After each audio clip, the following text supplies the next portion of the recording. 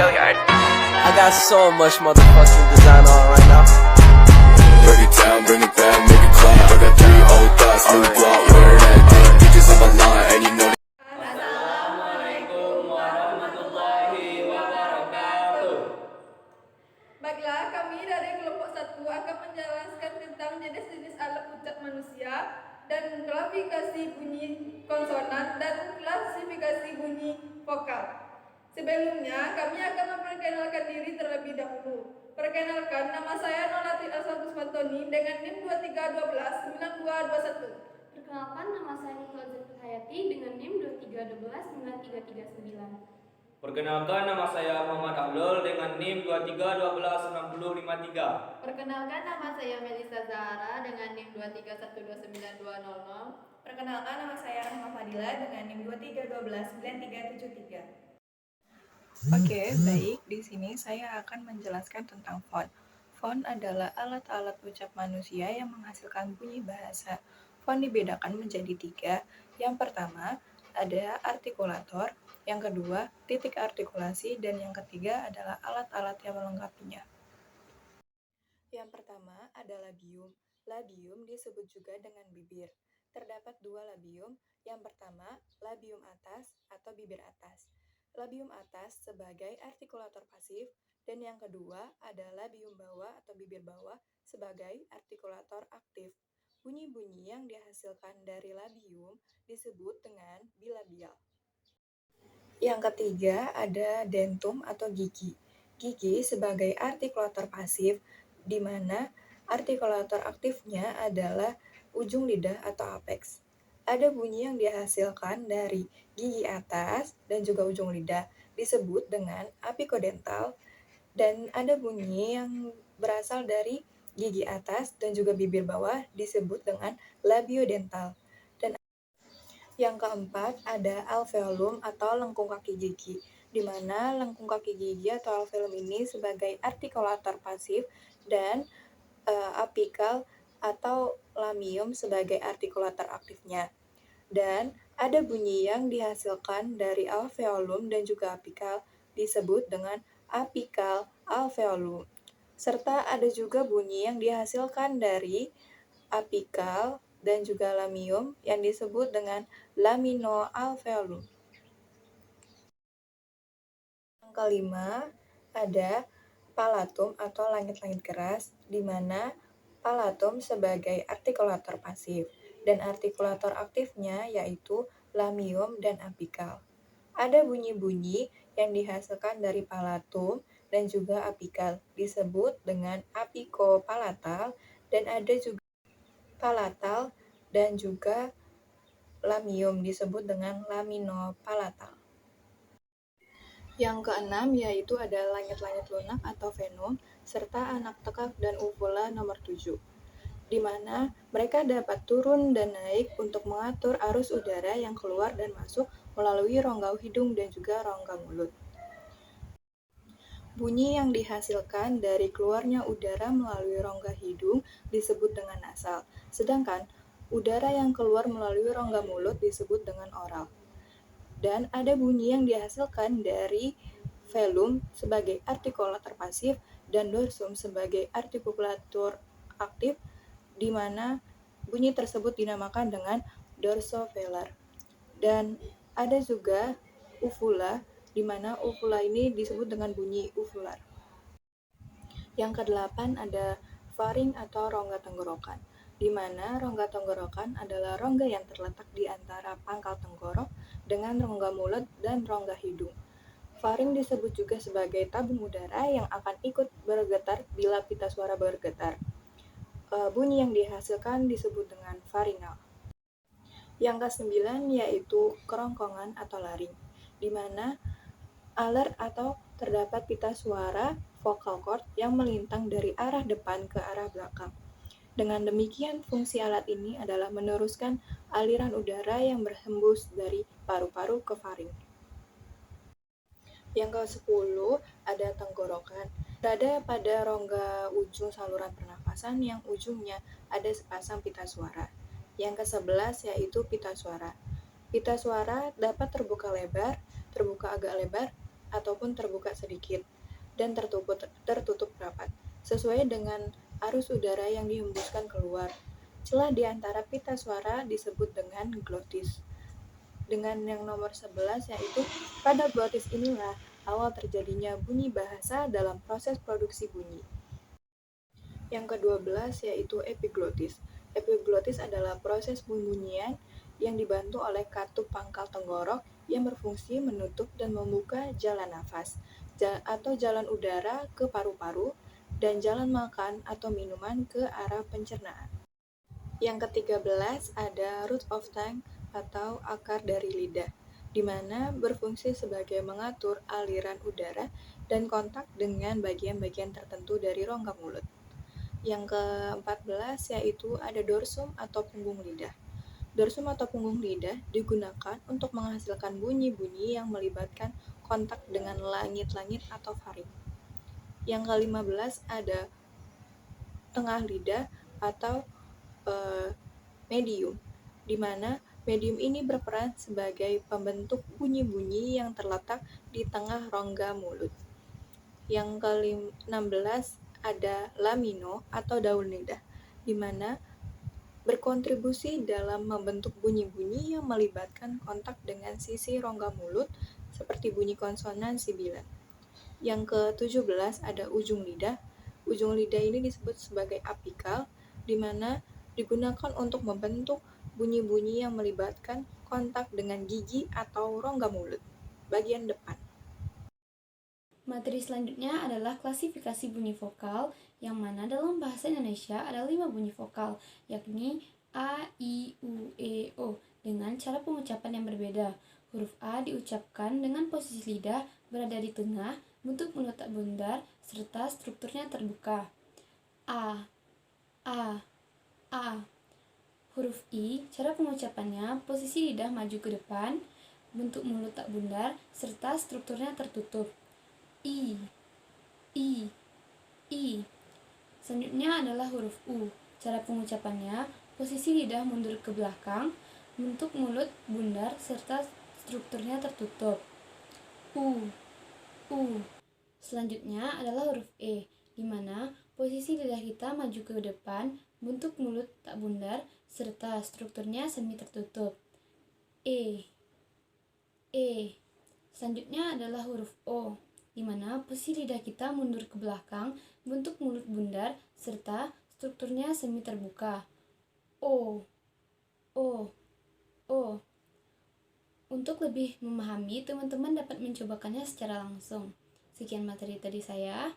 Bye-bye. Baik, selanjutnya materi tentang klasifikasi bunyi konsonan.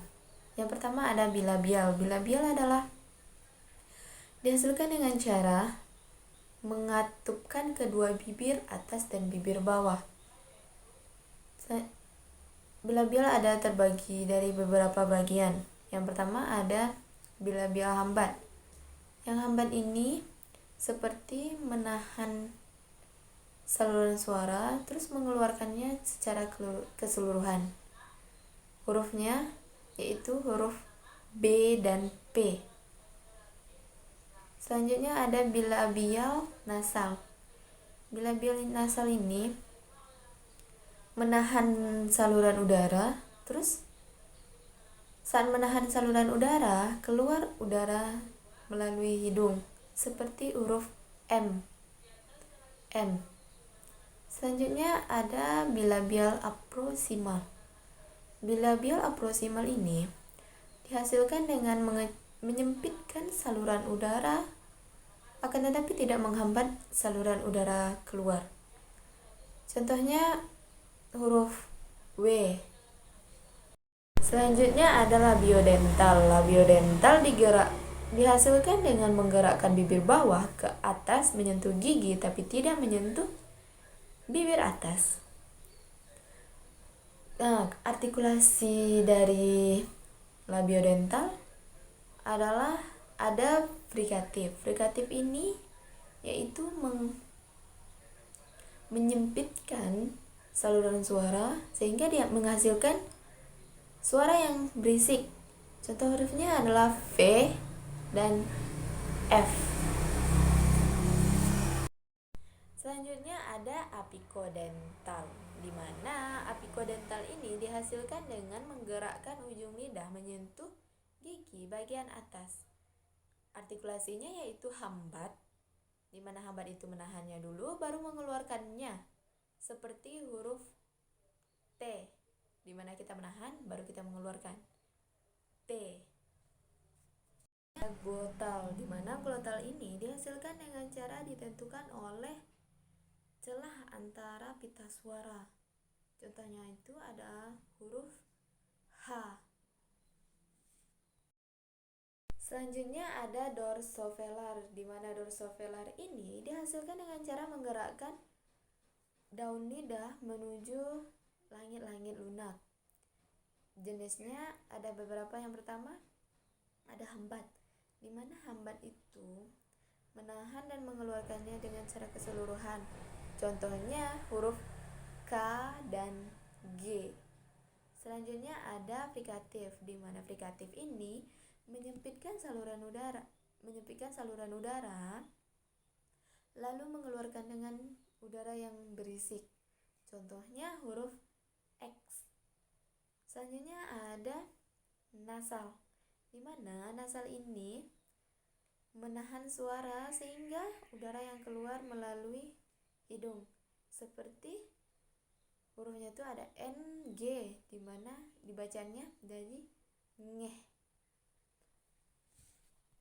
Selanjutnya ada laminoparatal, di mana laminoparatal ini dihasilkan dengan cara menggerakkan daun lidah menyentuh langit-langit keras. Ada bagiannya. Yang pertama ada afrikatif, di mana afrikatif ini menghambat saluran udara yang keluar dan mengeluarkannya dengan aliran udara yang berisik.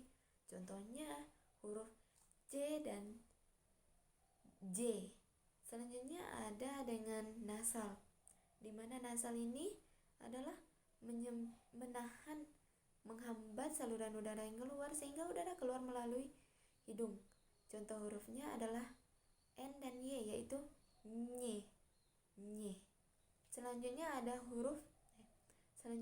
dengan cara aprosimal, di mana aprosimal ini menyempitkan saluran udara yang keluar akan tetapi tidak menghambat udara yang keluar. Contoh hurufnya yaitu huruf Y. Selanjutnya ada laminoalveolar, di mana laminoalveolar ini dihasilkan dengan cara menggerakkan daun lidah menyentuh gusi bagian atas. Ada bagiannya. Yang pertama ada hambat, di mana kita menahan dulu suara dan mengeluarkannya dengan cara keseluruhan. Contohnya huruf D. Selanjutnya ada jenis frikatif. Frikatif ini menghambat saluran udara atau memperkecil saluran udara sehingga udara yang keluar sedikit berisik, seperti huruf S dan Z. Selanjutnya ada nasal. Nasal ini yaitu memperkecil saluran udara yang keluar akan tetapi tidak